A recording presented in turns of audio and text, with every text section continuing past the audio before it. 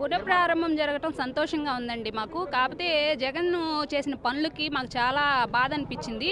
రావడంతో ప్రజావేదిక కూల్చడం గానీ, తర్వాత ఆయన చేసిన ప్రతి ఒక్కటి కూడాను మాకు బాధాకరమే మిగిల్చింది. కాకపోతే ఇప్పుడు కూటమి ప్రభుత్వం వచ్చిన దగ్గర నుంచి మాకు అన్ని బాగానే జరుగుతున్నాయి. ఇప్పుడు మాకు శంకుస్థాపన చేయటం కూడా మాకు చాలా సంతోషంగా ఉంది. మా పిల్లల భవిష్యత్తుకి మళ్ళీ మంచి మార్గం మాకు వచ్చిందని మేము అనుకుంటున్నామండి. మేము గుళ్ళకు వెళ్తున్నా ఆపేశారు, కనీసం గుళ్ళకు కూడా వెళ్ళనివ్వలేదు, అరాచకాలు చేశారండి.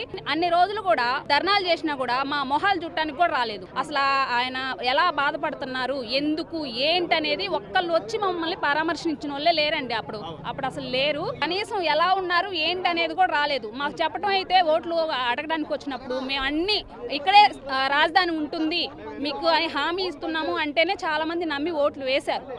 మమ్మల్ని అందరినీ నమ్మించి మోసం చేశాడు. అవును, భూములు ఇచ్చాము. అవును, చాలా మంది ప్రాణత్యాగం చేశారు దానికోసం. అందుకని ఇప్పుడు మాకు మంచి జరగబోతుంది. ఇప్పుడు మంచి జరిగిద్దని మేము ఆశిస్తున్నామండి.